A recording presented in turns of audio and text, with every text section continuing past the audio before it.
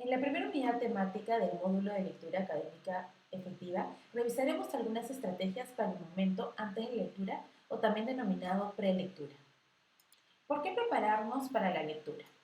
Los objetivos de este momento de la lectura son situar al texto y a su autor en un tiempo y en un espacio, determinar su propósito, activar nuestros saberes previos y realizar predicciones e hipótesis sobre el discurso que vamos a interpretar. Ahora veremos cómo debemos prepararnos para cumplir con los objetivos señalados. Para iniciar, tenemos que elegir y disponer un ambiente que invite a la concentración y focalización en el texto. ¿Cómo debe ser este ambiente? En primer lugar, es recomendable que siempre nos ubiquemos en el mismo espacio. Este lugar debe tener una buena ventilación e iluminación. Además, debe ser tranquilo y de preferencia silencioso. Debe ser cómodo. Por ejemplo, la silla y la mesa deben ser confortables y debemos tener a mano todo lo que necesitamos para leer. Por ejemplo, resaltadores, hojas para apuntes. Después de haber elegido y dispuesto nuestro ambiente para la lectura, debemos preguntarnos lo siguiente. ¿Para qué vamos a leer? ¿Qué queremos saber? Es decir, debemos establecer el propósito de nuestra lectura y qué información esperamos encontrar en el texto.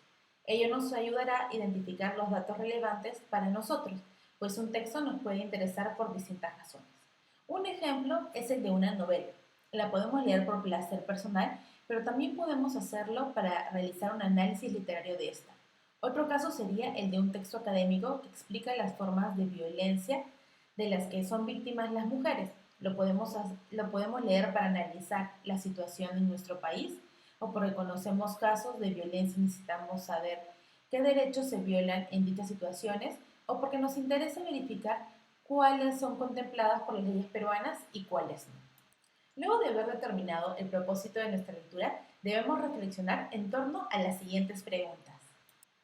En primer lugar, debemos preguntarnos qué sabemos de este texto, qué sabemos de su autor. Es importante saber quién es el autor, su filiación y su formación académica.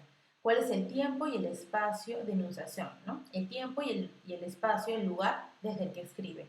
Entonces, ¿quién debe ser el autor de un texto académico? Bueno, un especialista o una institución que se dedica a la investigación, por ejemplo, una universidad, un organismo del Estado, un organismo no gubernamental o ONG, con un área de investigación o un centro que se oriente a investigar un área específica del conocimiento. También debemos preguntarnos de qué trata ese texto. A partir del título podemos anticipar o inferir el tema que éste desarrolla. Los títulos de los textos académicos suelen ser muy descriptivos. Por esta razón, brindan información muy valiosa sobre el contenido de los textos. Además, debemos preguntarnos cuál es su estructura u organización. ¿Tiene títulos y subtítulos? ¿Incluye una conclusión o párrafo final? ¿Presenta anotaciones, líneas subrayadas o textos en negritas? ¿Usa diferentes colores? ¿Está dividido en capítulos o secciones? ¿Cuántas páginas tiene? La manera en que se presenta la información en los textos nos permite identificar el género textual, es decir, si es un poema, una noticia, una tesis, un reporte, un artículo, etc. Asimismo, debemos preguntarnos, ¿qué bibliografía utiliza? Porque la bibliografía o referencias de un texto nos da luces sobre la confiabilidad de sus fuentes y sobre su enfoque académico. Cuando leemos un texto, también debemos tener en cuenta otras consideraciones. Entre estas se encuentran las siguientes. Debemos determinar si el texto que vamos a leer o escuchar es una fuente primaria o una secundaria.